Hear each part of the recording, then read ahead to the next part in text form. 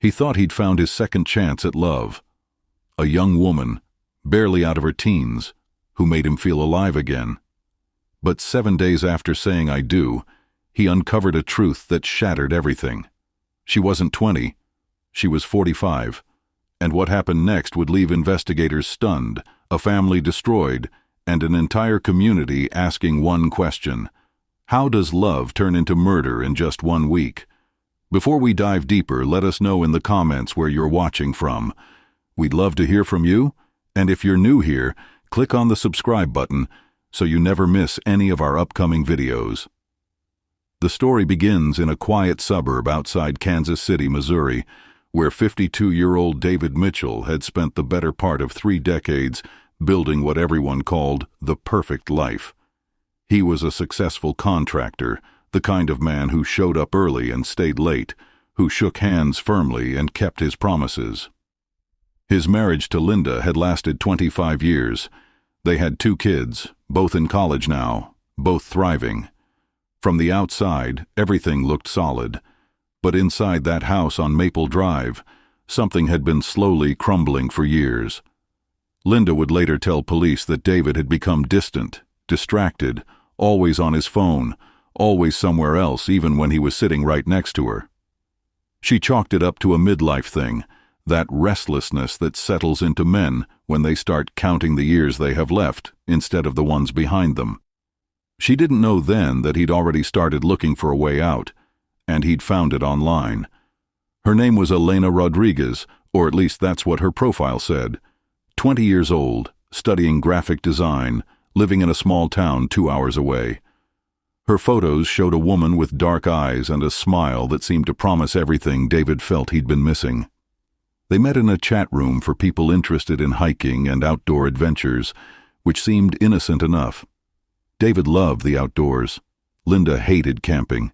It was one of those little incompatibilities that doesn't seem like much until it starts to feel like everything. Their conversations started casual. Trail recommendations, favorite national parks, the best gear for winter hikes. But within weeks, they'd move to private messages, then phone calls, then video chats where Elena always seemed to have connection issues that made her camera freeze or pixelate. She'd laugh it off, blame her rural internet, promise to fix it soon. David didn't push.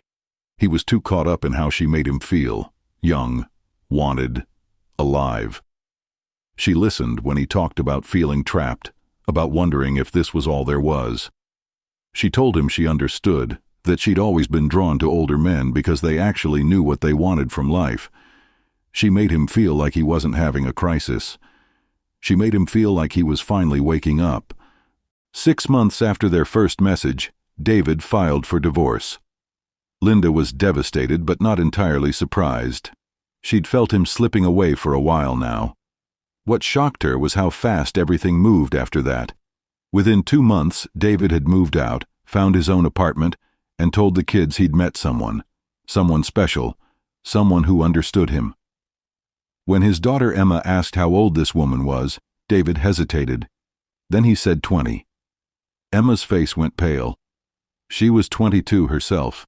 The thought of her father dating someone younger than her made her stomach turn, but David seemed happy in a way she hadn't seen in years, and she didn't know how to argue with that kind of desperate joy.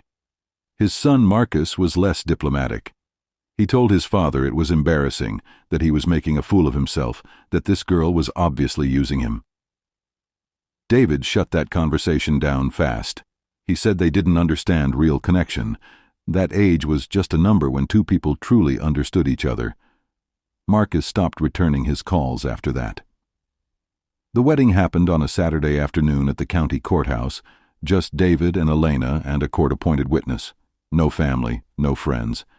David had wanted to invite Emma at least, but Elena said she'd feel more comfortable if it was just the 2 of them for now. She said his kids needed time to adjust, that forcing them to attend would only make things worse. It made sense the way she explained it. Everything Elena said made sense in the moment. The clerk who processed their marriage license would later tell police that something felt off about the whole thing. The way Elena kept her head down, the way she seemed older somehow despite the birth date on her documents. When he'd asked David if he'd been married before and how it ended, David had gotten defensive, snapped that it was none of his business. The clerk noted it but said nothing more. He'd seen plenty of quickie marriages that ended badly.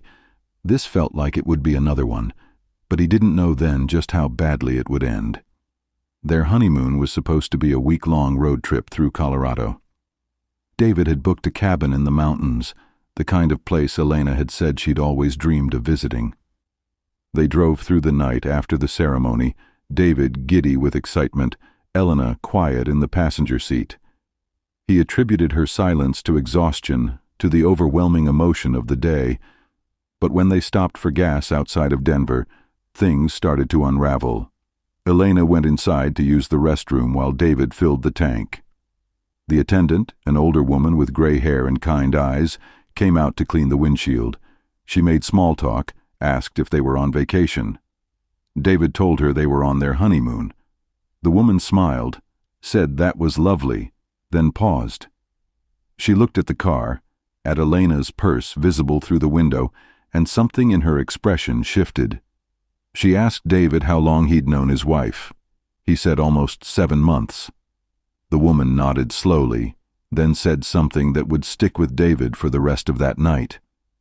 She said Elena had checked into this gas station's attached motel about a month ago, stayed for 3 days, and checked out under a different name.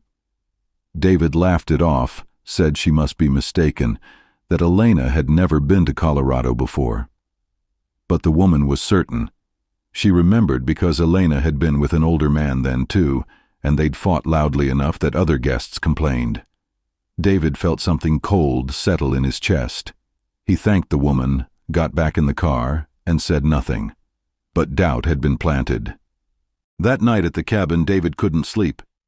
He lay next to Elena, listening to her breathe, and felt like he was lying next to a stranger. When she finally fell into deep sleep, he did something he knew was wrong but couldn't stop himself from doing. He went through her purse. It was sitting on the chair by the window, partially open, her wallet visible inside. His hands shook as he pulled it out. He told himself he was being paranoid, that he'd look at her driver's license, confirm she was who she said she was, and put it back. Then he could laugh at himself for being so ridiculous. But when he opened her wallet, everything changed. The driver's license he found showed her real name, Elena Marie Duarte. But the birth date made his stomach drop. She wasn't 20. She was 45 years old. She was older than him. There were other things, too. Credit cards under different names. A motel key card from a town he'd never heard of. A photo of her with a man he didn't recognize, both of them wearing wedding rings. His mind was racing, trying to make sense of what he was seeing, trying to convince himself there was an explanation. Maybe the ID was fake. Maybe she'd stolen someone else's wallet. Maybe. But deep down, he knew. He'd been lied to, completely, deliberately lied to. And he had no idea who the woman sleeping 10 feet away from him actually was. The confrontation happened at 2 a.m. David woke Elena up, his voice shaking, her driver's license in his hand. He demanded the truth, all of it, right now. Elena sat up slowly, her face unreadable in the darkness. For a long moment she said nothing. Then she started to cry. Not the gentle, wounded crying of someone caught in a lie, the desperate, panicked sobbing of someone whose entire world was collapsing. She admitted everything. She wasn't 20. She was 45. The photos she'd sent were from 15 years ago, digitally altered to look recent. She'd done this before, she said, created online personas to meet men who'd otherwise never give her a second glance. She said she was terrified of being alone, that she'd never felt beautiful or wanted, that pretending to be younger online was the only way she could make connections. She swore she'd fallen in love with David for real, that she'd never intended to hurt him, that she'd been planning to tell him the truth after they'd had time to bond. She reached for him, begging him to understand, telling him they could work through this. David pulled away like she'd burned him. He told her she was sick, that what she'd done was unforgivable, that he'd thrown away his entire life for a lie. Elena's crying stopped. Her face hardened. She asked him what he planned to do. Divorce her? Go crawling back to Linda? Tell his kids he'd been catfished like some pathetic fool? David said he didn't know, but he wasn't staying in that cabin with her another minute. He grabbed his keys and left. He drove for 2 hours, his mind spinning, before he finally pulled over at a rest stop and tried to think. He'd ruined his marriage, alienated his children, made himself a joke. And for what? For someone who didn't even exist. When David returned to the cabin just before dawn, Elena was awake, sitting at the small dining table with a cup of coffee and her phone. She looked up when he walked in, her expression calm now, almost businesslike. She told him they needed to talk. Really talk. And what she said next changed everything. Elena told David that she'd recorded some of their conversations. Private conversations where David had admitted to certain financial irregularities in his business, tax shortcuts he'd taken, payments he'd hidden from the IRS, things he'd confessed late at night when he'd felt safe, when he'd thought he was talking to someone who loved him. She said she'd never planned to use them, that they were just insurance, but now that things had gotten complicated, maybe they could help each other out. She proposed a deal. He wouldn't file for divorce or go to the police. She'd delete the recordings and disappear from his life quietly, but only if he paid her $50,000 first. She called it compensation for emotional distress. David called it blackmail. Elena shrugged. She said he could call it whatever he wanted, but those recordings existed, and if they got into the wrong hands, his entire business would collapse. His reputation would be destroyed. He might even face criminal charges. She gave him 48 hours to decide. Then she went into the bedroom and locked the door. David didn't sleep that night either. He sat in the living room, his mind racing through every possible option. He could pay her and hope she kept her word. He could go to police and admit everything, take his chances with the law. He could hire a lawyer, try to fight her in court. But every scenario ended with his life in ruins, his business destroyed, his kids ashamed of him. Linda vindicated in her suspicions that he'd lost his mind. He thought about his father, a proud man who'd built his own construction company from nothing, who'd taught David that a man's word and reputation were all he really had. David had destroyed both, and now he was being extorted by a woman he'd married 6 days ago, a woman whose real name he'd only just learned. The rage that had been building since he found that driver's license started to metastasize into something darker, something he didn't recognize in himself. On the second night, Elena came out of the bedroom around midnight. She asked if he'd made his decision. David said he needed more time. Elena said time was up. She wanted an answer now. David asked what would happen if he refused.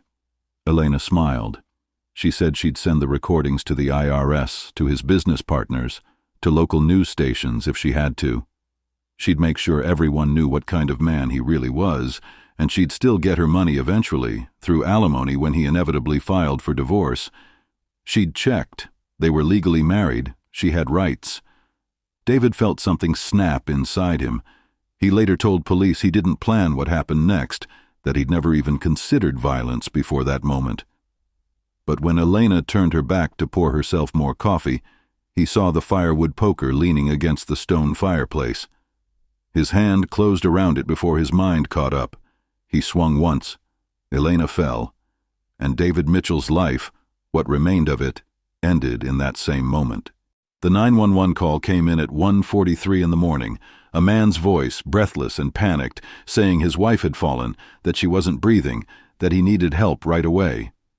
The dispatcher stayed on the line, trying to walk him through CPR, but David kept saying it was too late, that there was too much blood.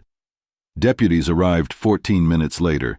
They found David sitting on the cabin's front porch, his hands covered in blood, staring at nothing. Elena was inside, unresponsive, with severe head trauma. She was pronounced dead at the scene. The deputies separated David from the crime scene and began asking questions. His story was simple. Elena had been drinking. She'd gotten angry about something, started yelling, then slipped on the hardwood floor and hit her head on the corner of the stone fireplace. It was an accident, a terrible, tragic accident. But even as David told this story, the deputies noticed inconsistencies. The blood spatter patterns were wrong for a simple fall. There were defensive wounds on Elena's hands, and when they found the fireplace poker, partially wiped clean but still covered in blood and hair, David's story fell apart completely. He was arrested on the spot, charged with second-degree murder, and finally, after days of lies and rage and desperation, David Mitchell broke down and told the truth. The investigation that followed revealed a tragedy built on layers of deception. Detectives discovered that Elena Duarte had been doing this for years, creating fake online personas, deceiving men into relationships, and then either disappearing with whatever money she could extract or moving on when the lie became unsustainable. They found at least 5 other men she'd scammed, though none had married her. Her real life was a sad contrast to the glamorous young woman she pretended to be online. She'd been divorced 3 times, had struggled with debt and addiction, had tried and failed to build legitimate relationships because she couldn't accept herself as she was. Several former acquaintances told police that Elena was brilliant at reading people, at becoming whoever they needed her to be.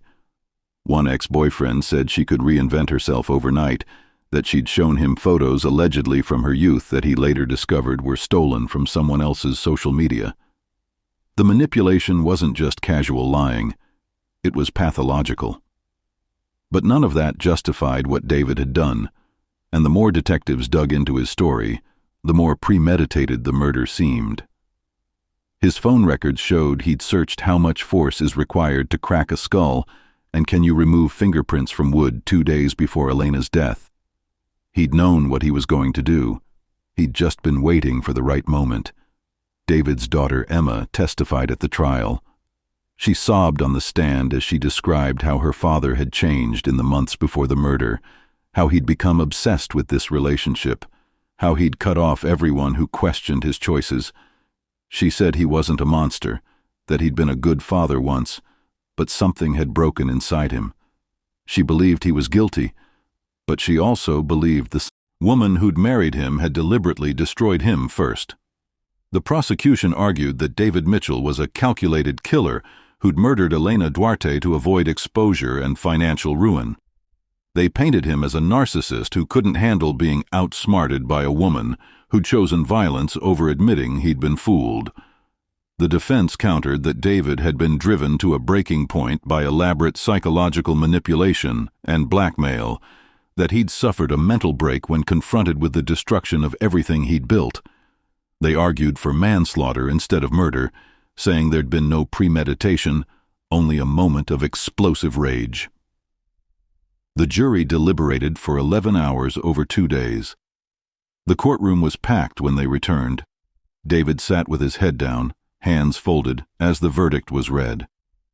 Guilty of second-degree murder. Guilty of tampering with evidence. The judge set sentencing for 6 weeks later. On the day of sentencing, David Mitchell stood before the court and read a prepared statement.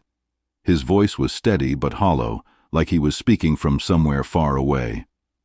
He said he took full responsibility for Elena's death, that there was no excuse for what he'd done, that he'd replayed that night 10,000 times and still couldn't fully explain how he'd become capable of such violence. He said he'd been angry, yes, but mostly he'd been ashamed. Ashamed that he'd been so desperate for validation that he'd believed obvious lies. Ashamed that he'd destroyed his family for a fantasy. Ashamed that when everything fell apart, he'd chosen the coward's way out instead of facing the consequences of his own stupidity. He turned to face Elena's family, who sat in the front row, her sister red-eyed and rigid with grief. He told them he was sorry, that Elena hadn't deserved to die no matter what she'd done, that he'd taken away someone they loved because he couldn't handle being lied to. The apology sounded empty even as he said it. Some wounds are too deep for words. The judge sentenced him to 25 years to life. At 52 years old, David Mitchell would be 77 before he was even eligible for parole. His son Marcus didn't attend the sentencing. Emma did, but she left immediately after without speaking to her father. Linda wrote a statement that was read aloud by the prosecutor. She said she'd mourned the loss of her marriage, but now she was mourning the loss of the man she'd once loved, because that man was gone. The person sitting in that courtroom was someone she didn't recognize. David was transported to a medium security facility 3 hours north of Kansas City. He was placed in general population, assigned to work in the prison library, and given a cell with a window that looked out over farmland. In the first year, he received exactly 4 letters. One from Emma, telling him she was going to therapy to process everything that had happened and that she needed space, but maybe, someday, they could try to rebuild something. One from a former business partner, expressing shock and disappointment. One from Linda's attorney, finalizing some remaining details from their divorce. And one from a journalist asking for an interview about the case. David answered none of them. He spent his days shelving books and his nights staring at that window, replaying the moment his hand closed around that poker, wondering if there'd been a split second where he could have stopped, where he could have made a different choice. He never found that moment. In his 3rd year, a court-appointed psychologist diagnosed him with severe depression and prescribed medication that made everything feel muted and far away. David stopped taking it after 3 months. He said he didn't deserve to feel less, that the guilt was the only real thing he had left. A guard who knew him said David talked about Elena sometimes late at night when the prison was quiet. Not about the murder, about the lies. He seemed more broken by the deception than by what he'd done in response to it. As if the violence was somehow less shocking than the betrayal, Elena's family struggled to find closure. Her sister Maria gave several interviews in the years following the trial, trying to help people understand who Elena really was beyond the lurid headlines. She described a woman who'd been deeply insecure, who'd never recovered from their parents' divorce when Elena was 13, who'd spent her entire adult life searching for validation in all the wrong places. Maria admitted that Elena's lies had hurt a lot of people, but she insisted her sister hadn't been evil, just broken and desperate and unable to see any other way to connect with people. The men Elena had deceived before David were harder to locate. Most refused to speak publicly, embarrassed by how completely they'd been fooled. One agreed to speak with a documentary filmmaker on the condition of anonymity. He described the exact same pattern, the online persona, the older photos, the connection issues during video calls, the gradual revelation of the truth, but he'd simply walked away when he discovered the lies. He said he'd felt humiliated and angry, sure, but it had never occurred to him to hurt her. He couldn't understand how David had made that leap. The filmmaker asked what he thought the difference was between them. The man was quiet for a long time. Then he said, maybe David had put more on the line. Maybe he'd destroyed more of his real life for the fantasy. Maybe the deeper you fall, the harder you lash out when you hit bottom. The case sparked national conversation about online deception, midlife crises, and the breaking point of human desperation. Psychologists analyzed it on talk shows. True crime podcasts devoted entire episodes to it. Everyone had opinions. Some saw David as a victim pushed too far by calculated manipulation. Others saw him as an entitled man who'd chosen murder over accountability. Elena was either a troubled woman who'd needed help or a con artist who'd gotten what was coming. The truth, as always, was more complicated than the narratives people wanted. This wasn't a story about one villain and one victim. It was a story about 2 deeply flawed people who'd collided at the worst possible moment, both lying to themselves and each other, both running from truths they couldn't face. And in that collision, one person died and another threw away the rest of his life. There was no justice in that, no closure, just waste. 5 years after the murder, a reporter visited David in prison for the first time. He'd aged badly, gray now, thinner, moving like a much older man. When asked if he'd do anything differently if he could go back, David said he wouldn't have filed for divorce. He'd have stayed with Linda, endured the quiet dissatisfaction of his marriage, and lived a normal, unremarkable life. The reporter asked about Elena specifically, about that night in the cabin. David stared at his hands for a long time before answering. He said he'd spent 5 years thinking about whether he'd really snapped in a moment of rage, or if some part of him had known all along that violence was where things were heading. He still didn't know the answer, and he was terrified that maybe there wasn't one. Maybe he'd always had that capacity inside him, dormant and waiting for the right trigger. Maybe everyone does. The reporter asked one final question. If David could say anything to Elena now, what would it be? David's answer was simple. I'm sorry I wasn't strong enough to walk away. I'm sorry I thought my shame mattered more than your life. I'm sorry we were both so broken that we destroyed each other. And then he stood up and walked back to his cell, and the interview was over. So what do you think? Was this a case of a man driven to madness by betrayal and blackmail? Or was it simply murder dressed up as a tragedy? Could you imagine discovering that the person you'd married, the person you'd destroyed your life for, was a complete fabrication? How would you react if the foundation of your reality crumbled in a single night? These aren't easy questions. They don't have easy answers. But they're worth asking.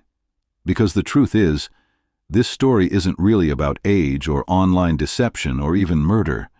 It's about what happens when people stop seeing each other as human beings and start seeing each other as obstacles. It's about the moment shame becomes more powerful than empathy.